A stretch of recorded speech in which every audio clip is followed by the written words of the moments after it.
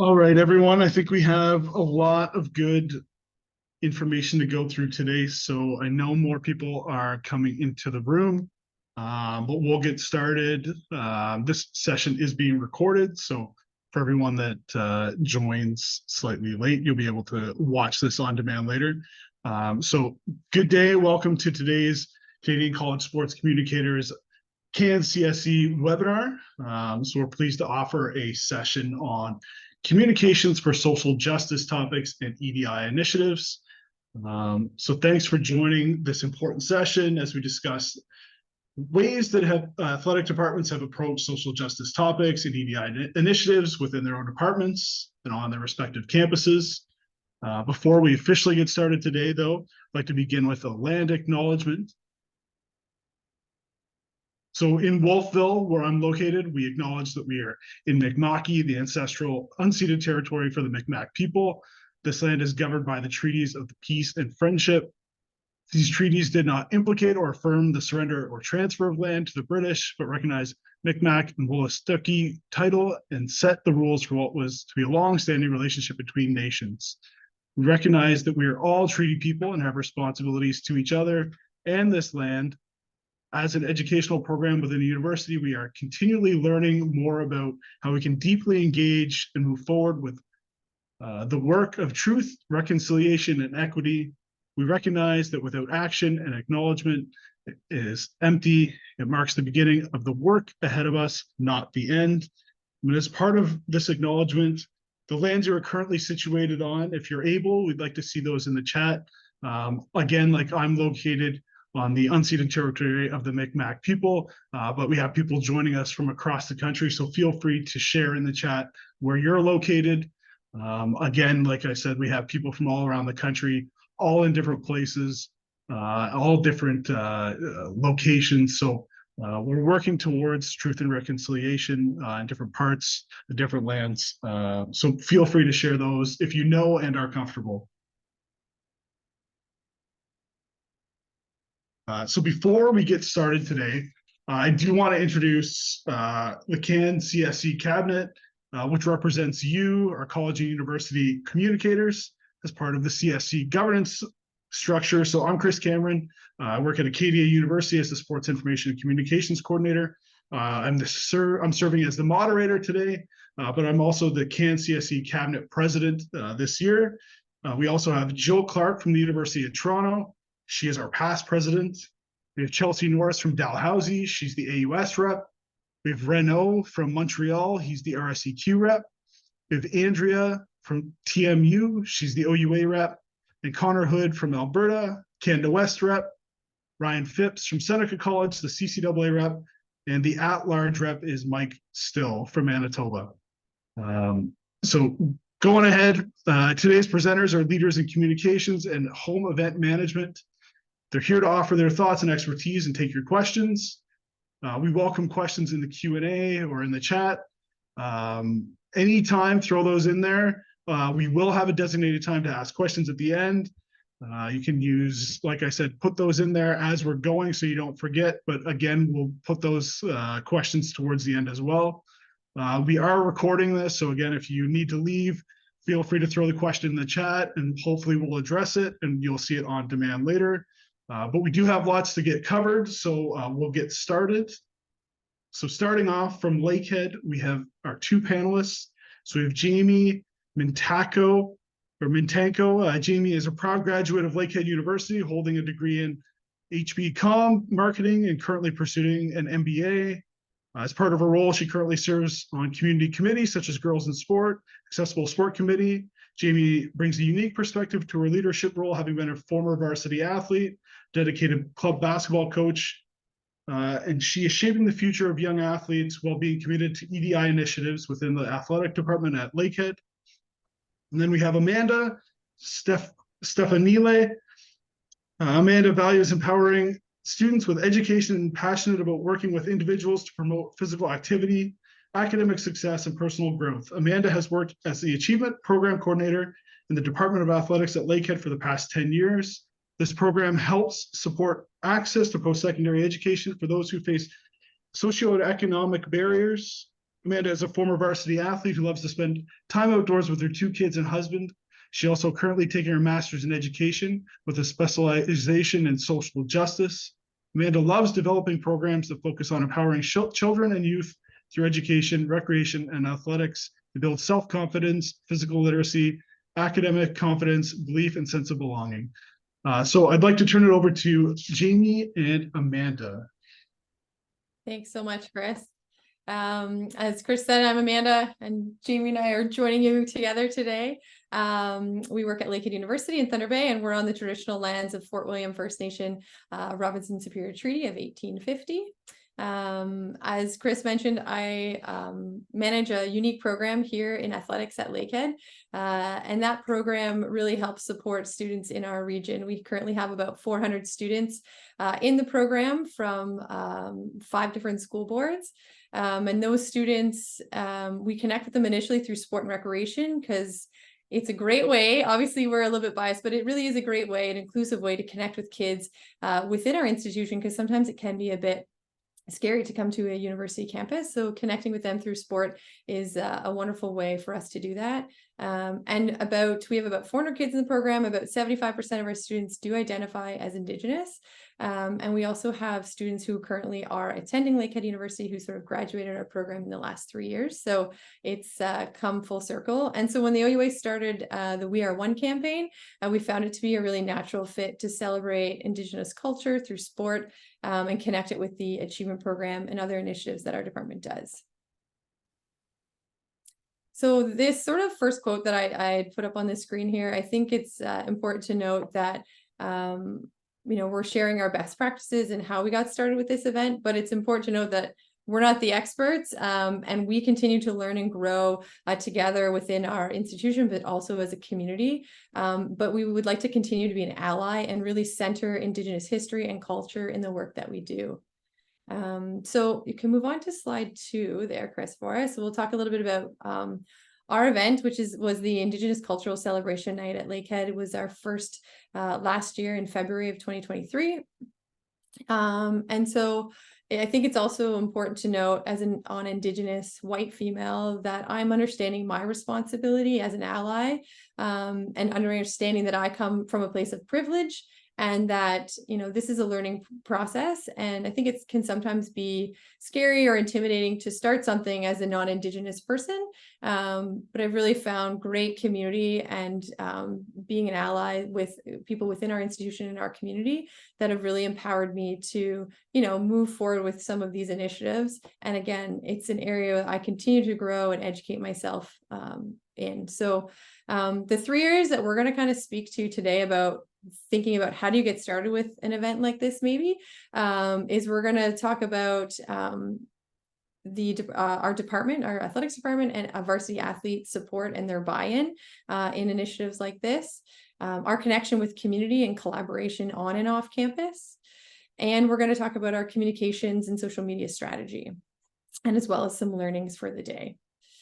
So the next slide talks about our department and varsity athlete buy-in. So I think it's important to understand and explain to not only people we work with, but also our varsity athletes, why is the work important? I think sometimes we know that we should do things, but truly understanding why we do them and our role on this path to reconciliation and the importance of that, I think is something we communicated with our department and with our varsity athletes. Connection and community collaboration. Sorry, can you go to the next slide, Chris? Perfect.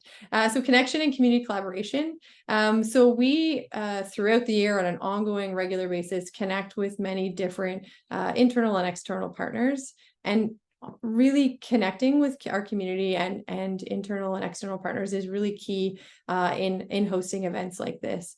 So I think it's important that we connect with them, and our varsity athletes and our varsity events are very community based. Here in Thunder Bay, where we are, we find that we're the only place that people come to watch sports. So we're really unique like that. We get a lot of people in our crowds that really are here to support the athletes. So we find our community connection is really important. So we work with our Office of Indigenous Initiatives department on a number, like I said, a number of different initiatives that we do during the year. And they really helped us guide that conversation and the planning in the planning phases of this event. From there, we really worked with our external partners, with we had local drumming and dancing groups, a community elder, local artist who designed the jerseys. We had one of our achievement program recruitment schools as the choir that came to sing in Ojibwe, connection with Ojibwe speaking broadcasters for our event, and then connection with local schools, Indigenous high schools that are within our community as well. So really our reach was quite far in trying to connect with as many groups as possible. And you can go to the next slide. Thanks.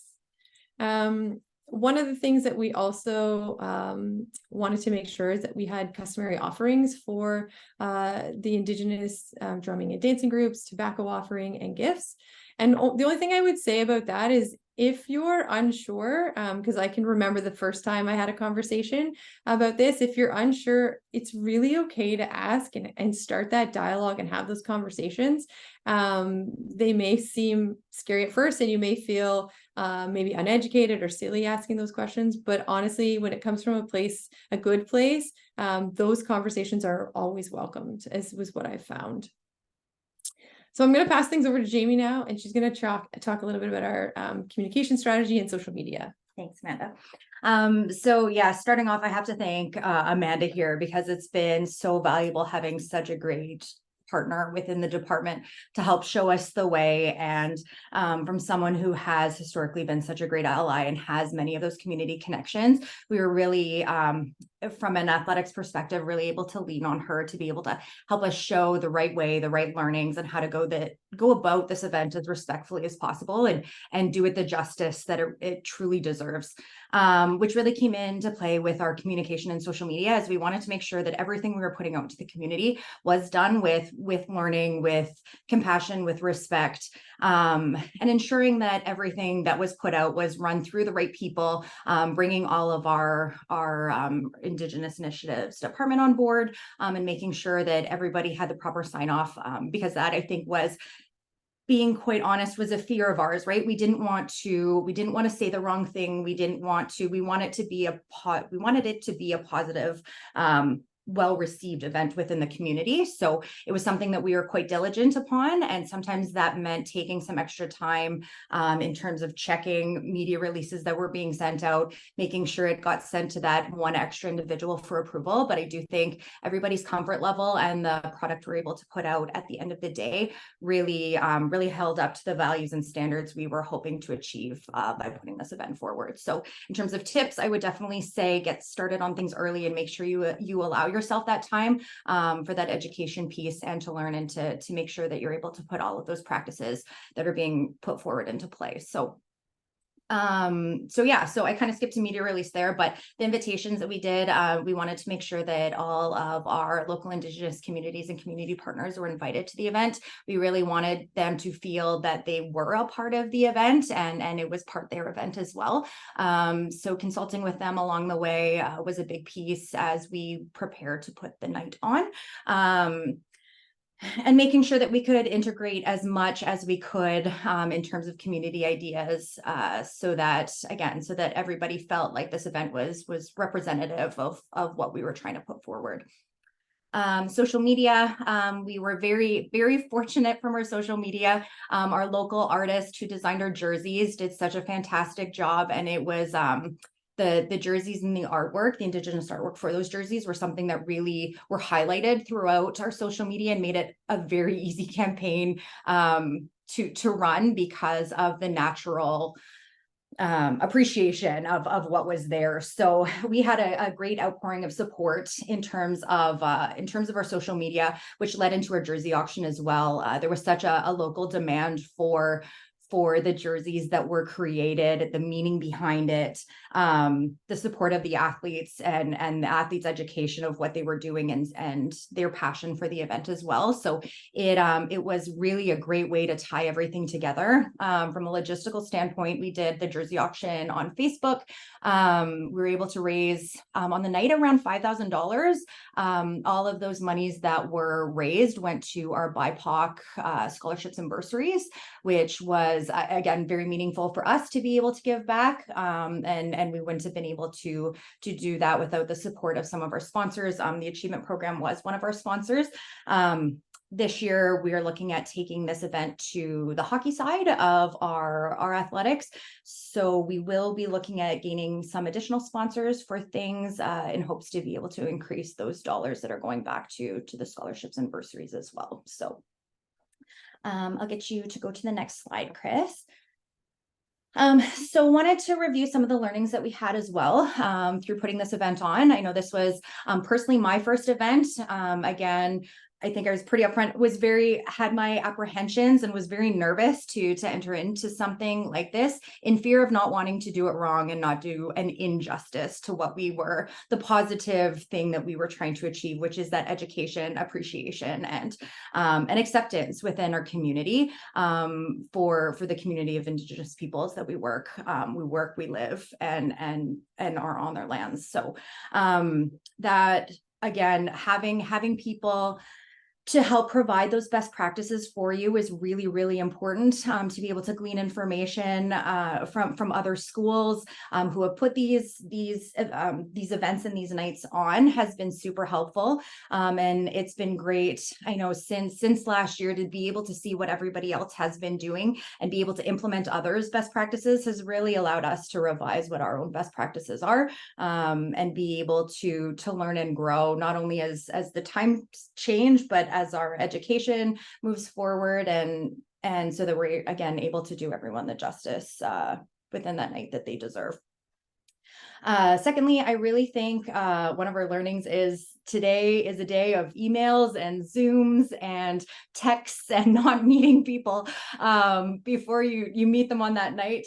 The value that we were able to reconnect in terms of value on relationships and connections was second to none. The hugs that we met people, there were people that stepped into that event and provided such support, and those connections made that night were something, especially from a first event, were something that I will always remember, and really provides that takeaway to make sure you're going and not getting caught up on the texts and the emails. But being able to bring people together and how much of an impact that makes and the length that goes in terms of supporting the education and awareness around Indigenous peoples and their culture and celebration. So that was a really special thing.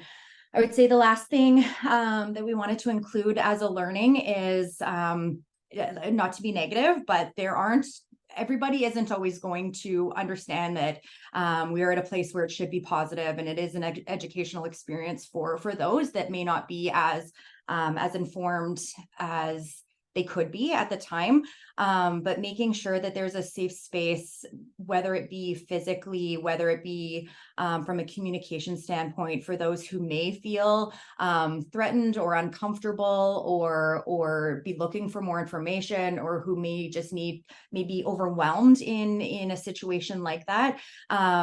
That was something that we'd like to add moving forward, making sure that our staff is properly trained and we have specific people on hand who can help, whether it's mental health and wellness or an elder that may be available to discuss should the needs arise, and make sure that's communicated beforehand so that people are able to go into the night feeling comfortable, safe, taken care of, no matter what your walk may be, right?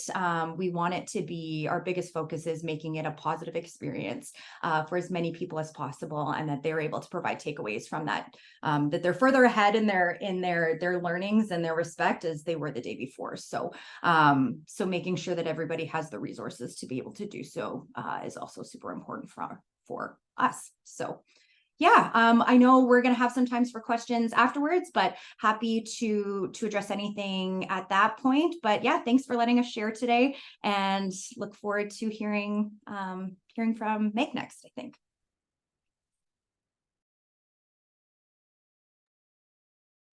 Right. Thank you, Jaimie and Amanda, for kicking us off today. Next, we're excited to welcome Megan Muir, the Communications and Game Day Coordinator for the Waterloo Warriors. Meg is responsible for overseeing the communications, sports information, and game day operations for the Athletics and Recreation Department. Before joining the Warriors, she worked at Queen's University in several capacities, including facility operations and event delivery. Megan is a proud alumni of the University of Waterloo, having earned both a BA and MA from the institution. So I will turn it over to Megan. Very much, and thank you everybody for having us. I will say that would like to reiterate everything that Amanda and Jaimie just said, but I won't. But I will say, like, I amplify everything they said, and it's good to know that we're all in this and we're figuring this all out together. I am situated currently on the Anishinaabe and Haudenosaunee territory, as well as the neutral, the land promised to the Six Nations, 6 miles on either side of the Grand River. And so today, I'm really here to talk about what we've done as the University of Waterloo, generally speaking, as well as our athletic department. And a big part that I'll say is the university's commitment to reconciliation and truth for our Indigenous community is a big pull. So starting from the top down, has been a big advocate for our community to make sure that action is actually taken, and that our called actions have seen through, and what we've done in the past couple of years. And so a big part of this within our community is our collaboration with our Office of Indigenous Relations, as well as our Waterloo Indigenous Student Center, which are great resources on campus that we went to and we worked collaboratively with every single thing we've done over the past couple of years, from our smudging ceremony to our truth and reconciliation ceremony, as well as just amplifying their messages and content across our different social media platforms and communications out to our community, as well as their community as well. And a big part of us is Elder Henry. You can actually see a photo of them. He is the most welcoming gentleman in the world on our campus. He is actually our Indigenous knowledge keeper for the Faculty of Health, but he has branched out to become everybody's Indigenous knowledge keeper because his doors are always open to ask questions, to understand, and to make sure our knowledge base is there so we can do our calls to action. And one element that he, and as well as other Indigenous individuals on campus that called the action for, was our Eagle staff on campus. So now our university is led by our flag, our mace, and the Eagle staff. So it is implemented into everything we do, from our ceremonies on campus to sporting events. So as you can see there, he's actually holding our Eagle staff as well.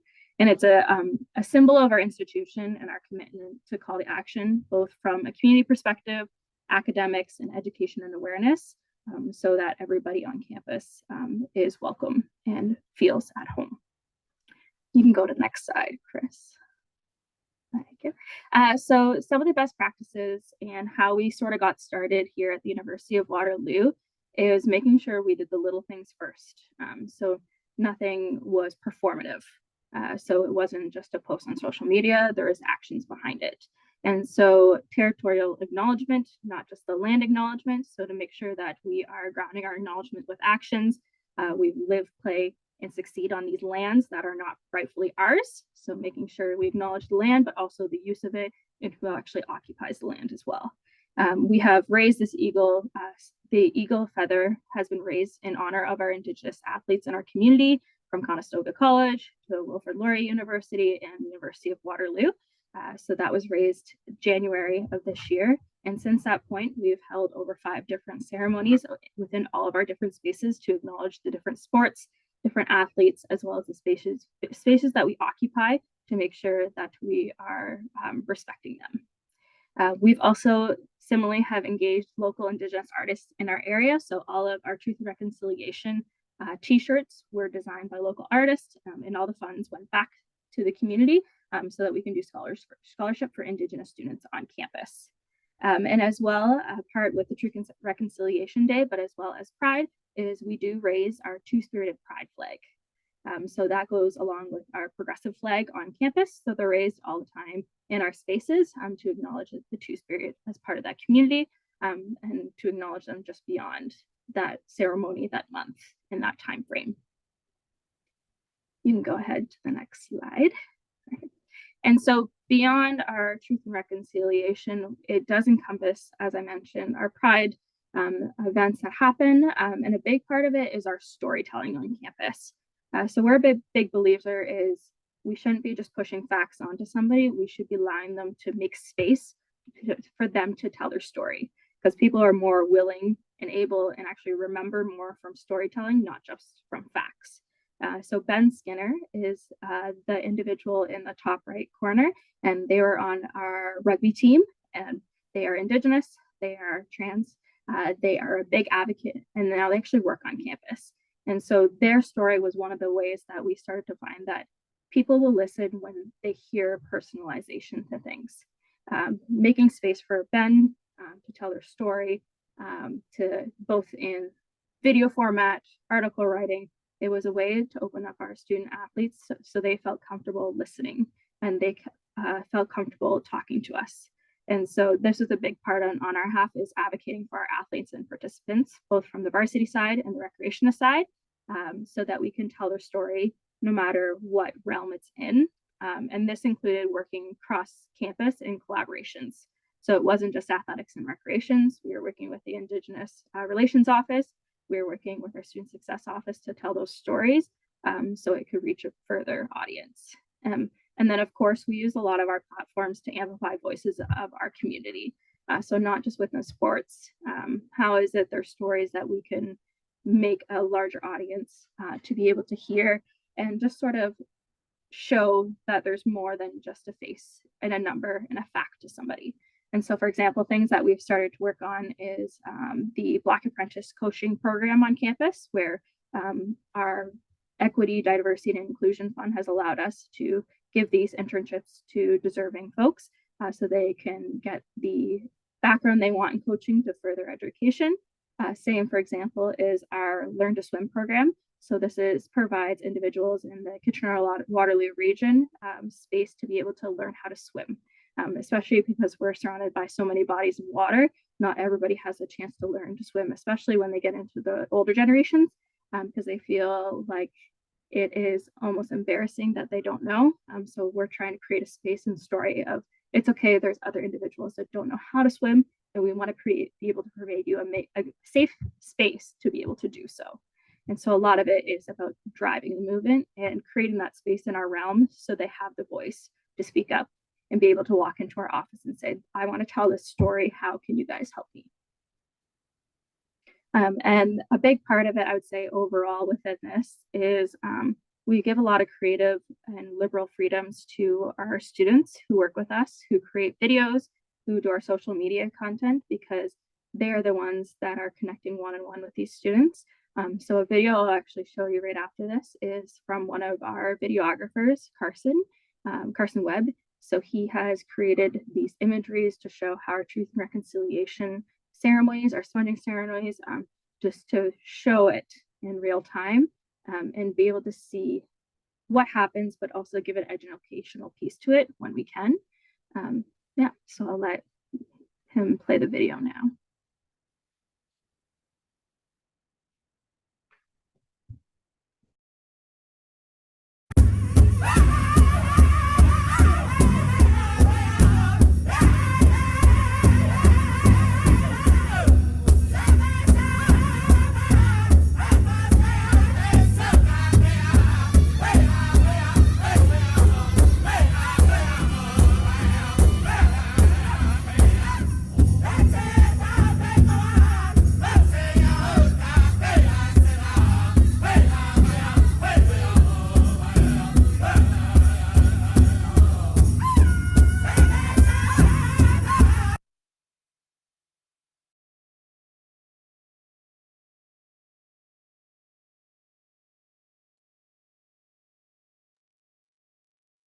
Knowing we work at events and it doesn't always play properly, I also sent the link in the group chat so you can watch it as well.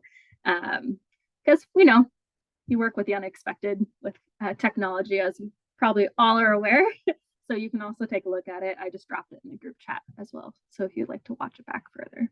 And the last thing I would say is a big part of it is we are continuously learning, and there's never wrong questions to ask, especially as full-time employees.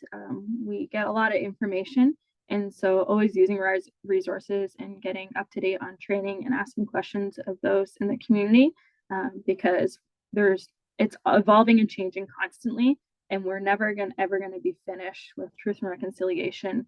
We're never going to be done with, and we're never going to fully scope what's out there. So we have to constantly be aware of what's happening in the world and how we can support, especially our students, our varsity, our coaches, as well as our community in general.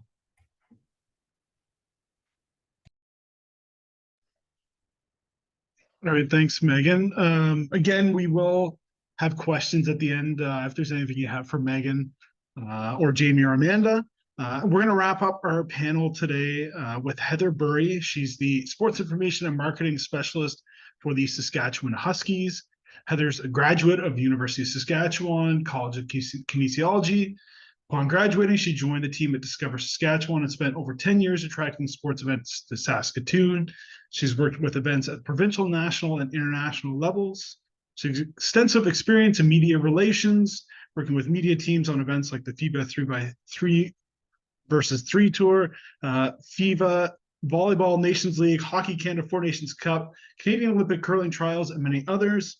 She joins the Huskies athletics team in October 2022. Her primary focus in the sports information and marketing specialist role is the promotion of Huskies athletics through traditional and digital marketing initiatives, overseeing statistics for the 15 different Huskies athletic sports and media relations. I will turn it over to Heather. Thank you. I hope everyone can hear me. I'm going to talk about a few things today, but I think what I want to chat about first is just Husky Athletics' path to reconciliation. It started quite a few years before I got to the University of Saskatchewan Husky Athletics. But one of the things that we started with, and a lot of organizations start with, is a land acknowledgement. And ours has evolved quite a bit.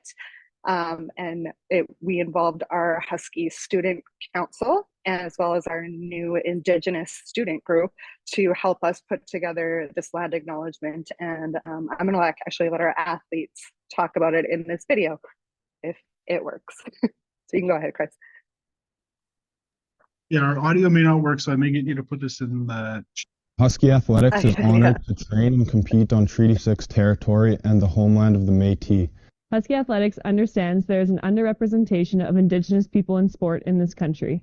As we strive for reconciliation, it is with respect for the ties to the past, present, and future, and our current relationship with the Indigenous people in our community, and commit to using our platform to create opportunities in sport for Indigenous youth, and promote togetherness moving forward. Okay, yeah, it did. I'm glad. I'm so glad. It's gone through, again, quite a few iterations, and our Husky student athletes are incredibly proud of this video, as well as our commitment to truth and reconciliation. So it started with that. That is something that we played before every home game. And then when we're somewhere where we don't have video boards, we usually just speak it out loud, but it starts off all of our events. And again, the University of Saskatchewan as a whole is very committed to truth and reconciliation, especially here in Saskatchewan. We have such a large Indigenous population, and at the University of Saskatchewan, we have a very large Indigenous student group as well. So we wanted to ensure that what we were doing is reflective of them and their culture. So everything we do in this space, we collaborate with our senior leaders at the University of Saskatchewan, with our Husky Athlete Council and our Indigenous student group. We want to ensure their voices are heard and that we are doing what we can in this space. With everything, we involve our Indigenous leaders and elders as much as possible. That photo in the bottom right corner of your screen, that's Jacqueline Chief. She comes to us from, I believe, Red Pheasant First Nation. And this year she was part of our opening ceremonies. Her elders from her First Nation came and they gifted her with the traditional star blanket, which was very, very meaningful for her as an athlete, but also for our Indigenous communities in Saskatoon. Pre-game ceremonies for all of our events. We again do the land acknowledgement. We are also located here on Treaty 6 territory and the homeland of the Métis. So we have had a drum group record what is called the Treaty 6 flag song. And before our national anthem, the Canadian national anthem, we play that song along with the flag as a way of acknowledging the land that we live and work on. For all of our opening ceremonies for all of our sports, we have a drum group come out and do that live with some Indigenous elders as well, just so we can, educate people to, again, the path of truth and reconciliation. Sorry. Chris, you can go to next slide. So part of the Truth and Reconciliation for Truth and National Day for Truth and Reconciliation, which is September 30th, the University of Saskatchewan during that week has a week of reflection, and it's a week for everyone on campus to educate themselves, learn about truth and reconciliation, and learn about the path that the university is on, as well as Husky Athletics. So that weekend or around National Day for Truth and Reconciliation, we always have some sport happening here in Saskatoon. The Dakota Classic, which was our annual cross-country event, for the very first time moved to the Whitecap Dakota First Nation. And it was held on traditional Indigenous lands. And it was way more better for the athletes than hosting it in the city. We incorporated quite a bit of Indigenous programming and culture as part of that. And it was really important to the track and field community as a whole, as they do quite a bit of work with our Indigenous track and field athletes in Saskatoon and Saskatchewan. And so it was very important to them to wear that. They also everyone wears orange pinnies, which is very much not a University of Saskatchewan color, but it is the color of Every Child Matters and Orange Shoulder, which happens on that time as well. We also have a Truth Reconciliation football game, which is typically part of that weekend, where we bring out Indigenous dancers, drummers, our elders. It's actually a little funny. Our elders they fight now over who gets to do the coin flip at the football game, because it's one of their favorite events. And this year we provided orange shirts to everyone in the community with our new logo on it, which I'll chat about in a minute. We did similar things at our soccer games as well. So truth and reconciliation and the week of reflection in September is really important to Husky Athletics as a whole. Chris, if you want to go to the next slide. So this logo was launched this year, along with Truth and Reconciliation Games and TRC, National Day for Truth and Reconciliation. Our Indigenous athletes 2 years ago had seen this artist representation, and it was Chris Shapak. He's also from Red Pheasant Cree Nation. He had put this up on his Instagram about 2 years ago as a proud Husky alumni, track and field alumni. And some of our Indigenous students have found it, and it really resonated with them. So this year we have worked with Chris. We have done a few edits to our logo. And it's very Indigenous focused. Again, there's treaty symbolism, an Métis infinity symbol, how he got all of these symbols into the Husky dog head. Again, as an artist, he did some amazing work.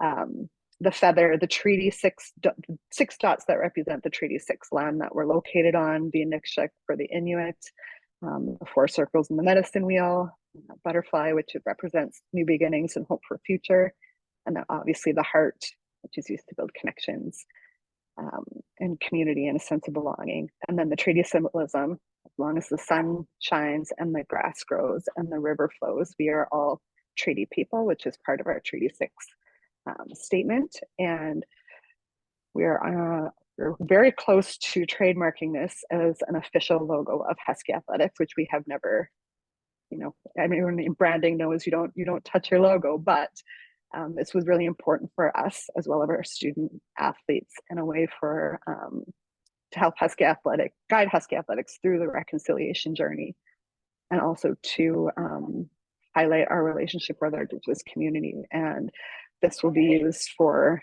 any and all Indigenous initiatives that Husky Athletics takes part in. And it went through quite a few approval processes, again, with major universities in our central comms team. But it's something that was really important to us as a whole. And then I think the last slide, Chris, before we wrap up here. We also do a lot of work in the space with our Black athletes, and our Pride Month and Asian History Month. We want to ensure that their voices are heard as well. For Black History Month this past February, we sat down with a few of our student athletes and just talked to them about who they are and their experiences, especially with racism and being Black student athletes. And I think one of the most impactful pieces of that for me was I had a few of them come up and say, hey, you know what, like, we've never been asked to tell our story. We've never been asked to showcase who we are. So they were just thankful for that opportunity. And that's something that we as an office reached out to them, because we wanted to highlight, you know, who they are. Asian History Month, we did something similar. For Pride Month, we had Jonah there. He's one of our track and field athletes. He came in and did an interview with us and told his story, which was also really impactful, because he talked about how, as a track and field athlete, he said, it's fairly well known that I am a gay man, but not something that I talk about a lot. So he's like, I think some of my teammates are going to be surprised, but I want to live my authentic life and I want to be who I am. So he was really grateful for that opportunity. We also had a coach who came out later in her life, tell her story as a path as an athlete in the closet while she was with Husky Athletics, to now being openly gay. And it was, again, very important to her to tell her story, and something that she never had the opportunity to as well. So I think with all of our EDI initiatives, it's about connecting with our student athletes, you know, telling their stories and our connection with the community. And it starts with us as an organization, and it starts with us asking them, hey, we would really like to hear about who you are, and sharing your story with the world. So I think that's my little spiel today. I'm going to hand it back over to Chris, and I know a lot of you probably have lots of questions. All right, thanks again, Heather. I'm going to stop sharing my screen now. So we're open to questions. I'm going to kick things off, though. I think one thing that I think everybody touched on is making sure you're not just performative, like you're actually backing what you're doing with actions. And I think that's something that sometimes the athletes feel when you go to them about these things.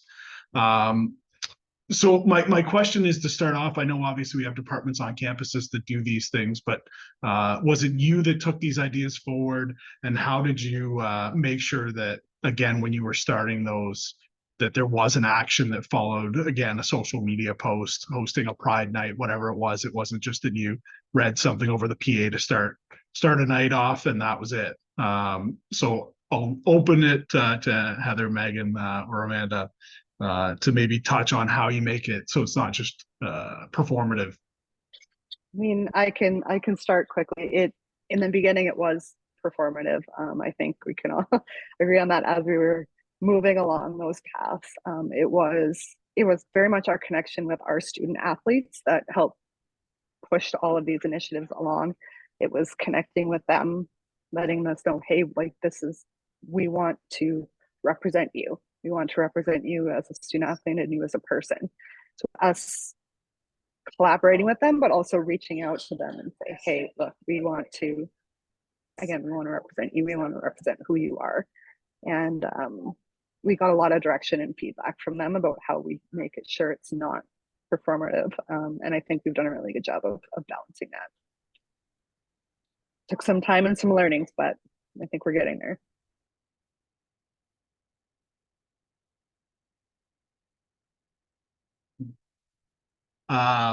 Anybody else? You can raise your hand, unmute yourself if you have any questions. If not, I do have plenty more because I know we can do better here. But Dan has his hand up. Thanks everyone for the presentations today. It's been really cool to hear what everyone's been up to in that regards. The main question I have regarding compensation for those that take part in these campaigns, because that's something we've encountered with Indigenous History Month, or so, rather the National Day of Truth and Reconciliation, is in conversation with their Indigenous Indigenous affairs. Just something to consider as we create videos and other collateral, is providing compensation to those that are the focus of it, which we did, obviously. But has anyone else encountered that? What's kind of the approach and strategy with that, with all the other campaigns, do Black History Month, Asian Pride Month, and whatnot?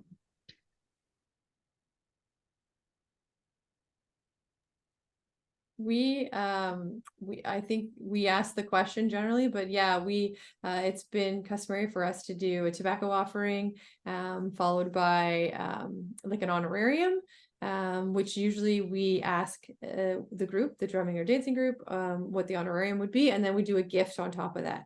And that gift can be like a physical gift, whether it's like a sweatshirt or like it can be really sort of any type of promotional gift item that's sort of coupled together with that, along with providing some food and beverages during the event for them as well. That's cool. Sorry, I guess I should have specified more so any of the student athletes specifically that are involved with these campaigns. Are you offering anything to them for compensation?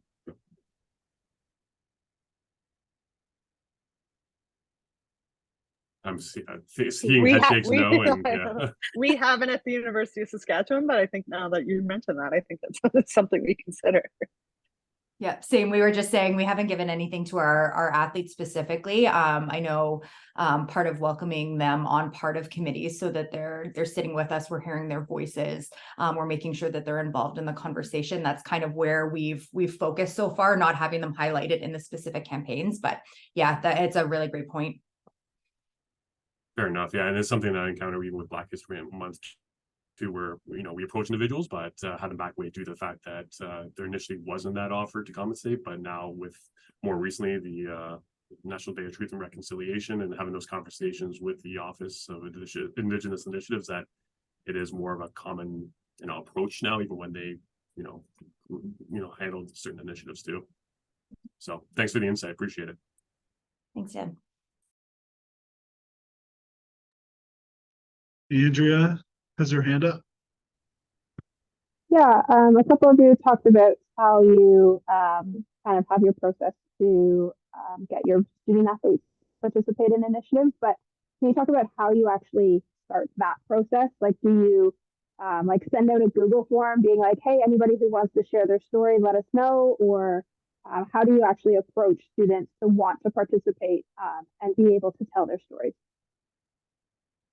I can start. One of the things is we go to all their orientations as first year, any of their student council events, to get them to know our faces as people who work in athletics. So we're not just an email address or somebody behind social media. So that relationship building starts from the get-go, especially with their captains of their teams, sort of putting our ear to the wall with our student athletes to say, hey, what's going on outside of athletics? What are you guys doing? We want to tell your story. And that's when we sort of hear the trickle in from the coaches and from the captains. So it's sort of building that relationship first. And then that's when we start to hear about things. Yeah, I have to agree with Megan. Getting to know our athletes and making sure that relationship comes first and foremost is a huge one for us.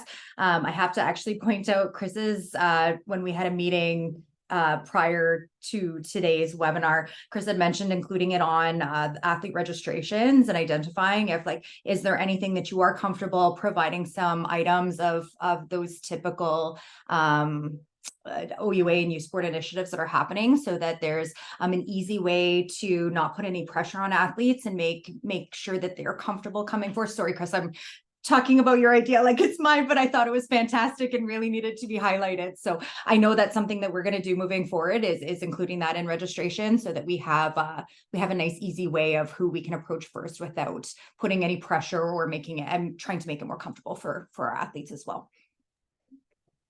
I will third those comments. It's relationship building and getting to know your athletes. Not all of them are comfortable speaking about their experiences, and that's fine. We when we start doing these initiatives, we always reach out to our Husky Athletic Council, our Indigenous student group, as well as our coaches, to say, hey, this opportunity is here. We'd like to tell your story, especially with Black History Month. Again, I got to know some of the athletes, and I knew some wanted to tell their stories, so I approached them first, said, hey, we'd like to hear from you. And it's really that relationship building piece. And again, we have some very outspoken athletes. We have some that are BIPOC who aren't so open and don't like to talk to their experience. So we always leave it as an option for them. Any other questions for the group? We probably have time for a few more questions.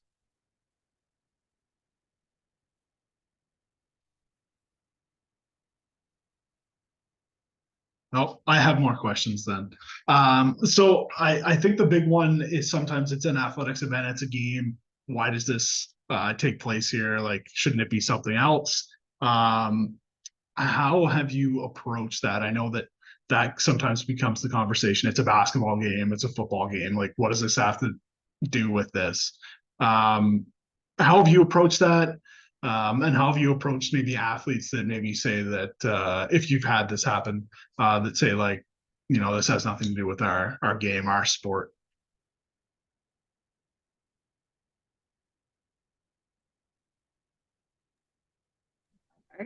I would say a big part around it is we are bigger than sport. We're post-secondary institutions, so education is what they're here for. And so that's a lot of our backing is saying, yes, we're here to play sports, but we're also here to make a difference. And we can provide a space for a equity deserving group to make sure that their information is put out there, they are recognized and deserved. We are going to do so. And a big piece of that is when people do come back to say us why, it's the education of going back, well, here's the reason why, and having the actions to back it up and say, we've done our research. We're not just doing it performatively. This is what we're trying to do. Definitely what Meg had to say. And I think approaching it in the fact that all of our spectators and supporters are also coming from different levels of education themselves, and really wanting to walk the line of doing the justice and making sure it's not performative, but making sure that it fits naturally into the sport or the game that's going on. I think we have a special opportunity within athletics to spread that education and educate others that may not have access to it otherwise. So being able to be respectful of the level of education that everyone is coming to the games with, but making sure that that education also isn't forced or pressured, and it's at a level that everyone can walk away with in a positive nature, knowing that not everyone may, but that most people can walk away in a positive nature, saying that I appreciate what happened tonight, and I want to take this information moving forward.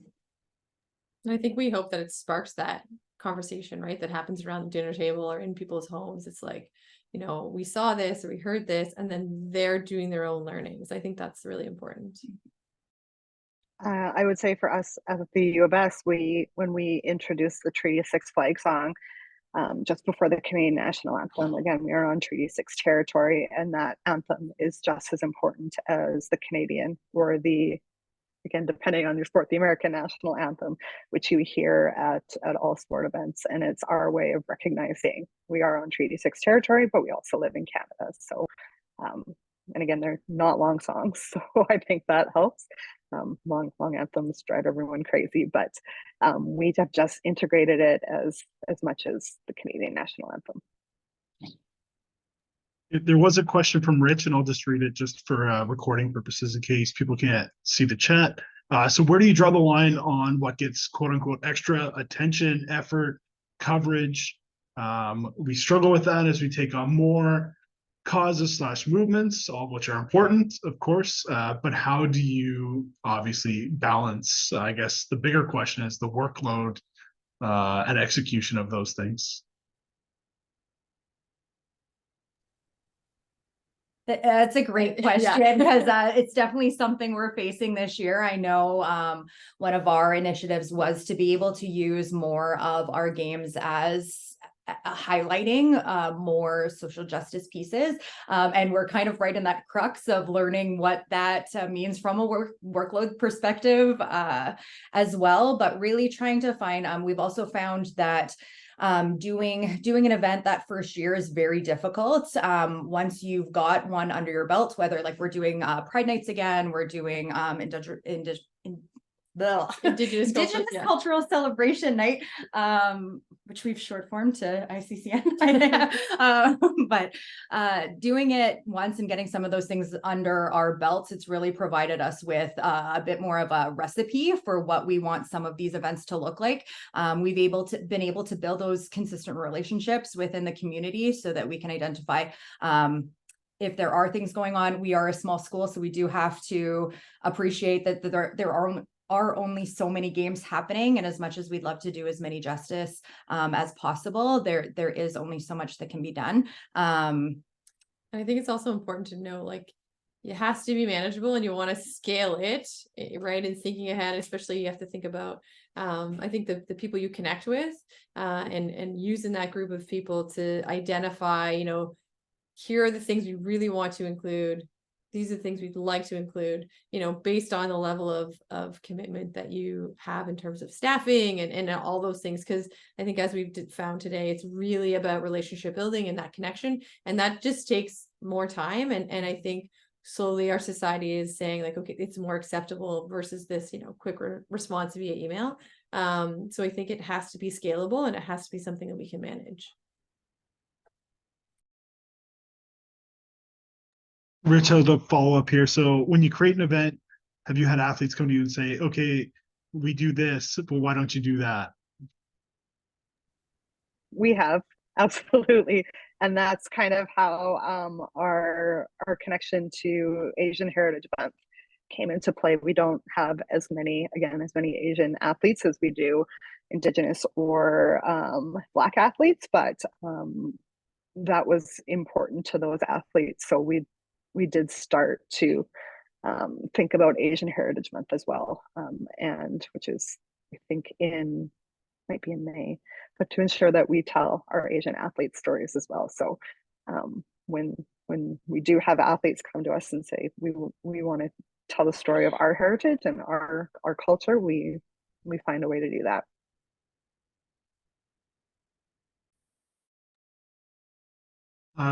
There was one other question here, and I think we'll end on this question just based on time. So Maria threw in the chat, we are working towards a student athlete working group, but have not had one to support our initiatives over the last few years. We try and converse with the athletes in the EDI department. Any suggestions on navigating some of these events without having a dedicated working group?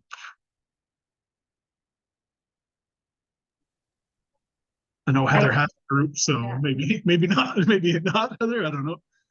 Yeah, I think if maybe you don't have student athletes who are wanting to drive that group, is that maybe there are other partners within your institution or in the community who might want to be that. And then I think once you start, you may find that you have more student athletes come on board. It might just be intimidating for them at first. They might not, you know, like Heather was saying, may not be ready to share their story or be a part of something that's going to be so maybe public.